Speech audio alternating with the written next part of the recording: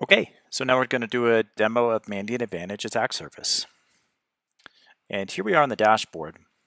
Now to get to the dashboard, I have a Mandiant Advantage account that I've signed into, and I have the attack surface entitlements, which allow me to access it either as a trial, a freemium, or a paid customer. And so you can see up at the top the Mandiant Advantage header, which gives us the app switcher, and you can see attack surface management is here. And then of course you can see the attack surface management header here. And so let's talk first top level concepts. Now we're within the concept of a project, and this is a demo project. And the platform is multi-project, so we can switch between projects simply by looking at this list here and clicking into them. In addition, projects have users and settings and can be configured underneath account settings. So we can see some owners here, see groups and people, see some billing information, this sort of thing. But let's go back to the top level dashboard and let's dive into the collections. Issues, entities, and technologies all live within collections. Collections are a way of categorizing and gathering information. In this demo account, we've got 3 collections, and let's go into the details by clicking Collection Settings. So here you can see each of those collections listed with some new entities associated with them. These are the entity count for the last gather of this collection. Some listing and metadata about the issues found with a particular collection, the time it was last collected, and a refresh rate. Most customers run daily, but these are configured to be ad hoc, so we have to manually refresh them. We can refresh by just clicking refresh. And notice that when we do that, the button grays out and it's automatically queued for collection. Collection can take anywhere from a few minutes to a few hours, and so patience is required for the first collection, but after that, data will be populated into issues, entities, and technologies. Let's stop back at the dashboard. We'll look and see kind of what these top level items are. So you can see we have 249 severe issues, over 10,000 entities, and over 2,002 technologies, with a total of 3,000 issues found. You can see the change over time here. This graph is great for showing, are issues increasing or decreasing. This also reflects only open issues, so if issues are closed, it will show them missing in this graph. Here are some recent issues, and this is often where folks start. These tend to be the most pressing things, and this helps answer the question, what am I exposed to? So we'll come back to this in just a moment. But first, here's a listing of new technologies that were discovered in the last refresh. And we have a geolocation view here, and you can see this is a worldwide organization. And you can see there's some issues here, some of which have been closed, a few, and many which are still open. So let's go look at an issue. We're going to click on this one, WordPress configuration information leak. And we'll get a description and remediation. And this tells us what was found. It tells us how we might be able to fix it. There's always a proof associated with it. And it looks like in this case, this is a backup file. And backup files always have passwords in them. And I did confirm this one does expose a password. Now, this highlights sort of a key feature of attack surface. We are discovering assets and identifying exposures on them. This is a particularly egregious exposure because it simply displays a password that anybody can pick up and there's no authentication required. Now you might ask the question, how did we find this? Well, every issue is associated with one and only one entity, and I'll click on entity here. And this will give us more information about the entity or the endpoint that this issue is found on. And every entity in the system has one name. It has a type, in this case a URI, has a location, this one's in the US, and of course this is associated with a particular collection. All entities, issues, and technologies live within a collection.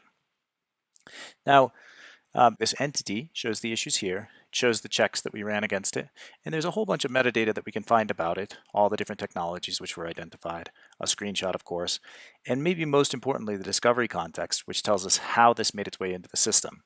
Here you can see by searching Shodan on this particular range, which was provided by the user because it was a seed, we found this endpoint, scanned it, and discovered it. Now there are many ways that entities come into the system. I'll just give a couple examples.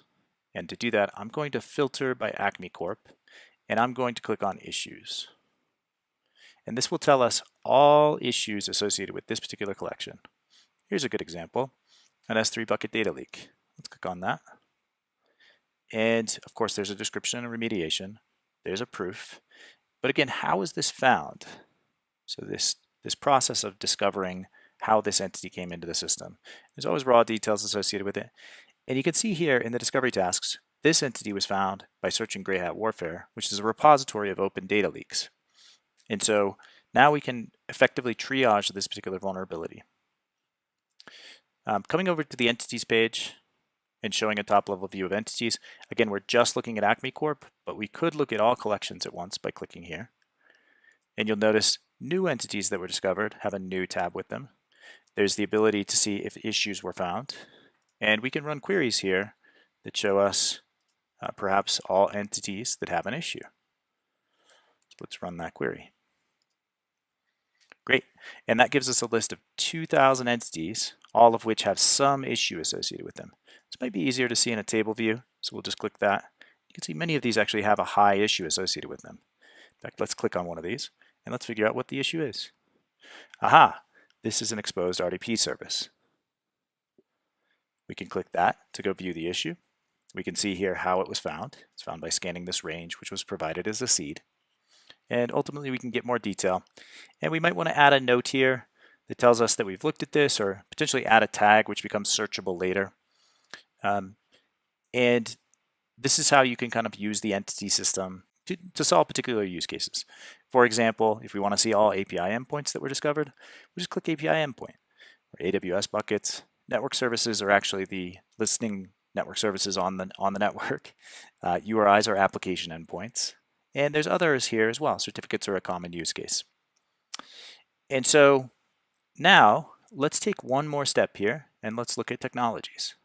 And technologies are the discovered technologies, meaning the software and the services that were found during collection. All of them have a name, a type, the collection they're associated with, and labels, and of course a first seen and last seen. And we can filter additionally here. Maybe we only want to look at database technologies. And so we'll let it do that. And you'll see where we can, we extract versions. Right? And I'll just scroll down here to give a sense of what's able to be pulled. This will find software technologies as well as network service technologies. And maybe we want to click on one of these, for instance, Telerik.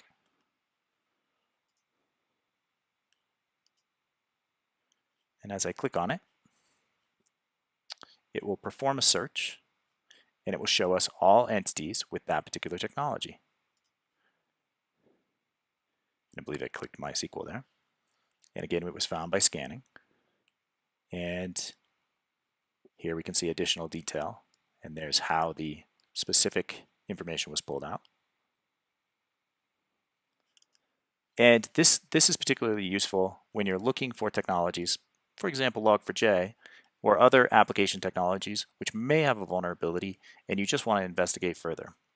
So the combination of these three capabilities, issues, entities, and technologies, really gives us the ability to answer the questions: what is on my network that I don't know about? What's it running? Because we show the technologies, and ultimately what's exposed. And with those three questions, intelligence teams, red teams, hunt teams are better able to answer the question: are we exposed to the attacker? And is there anything we need to do immediately? And that's what Attack Surface does. Thank you.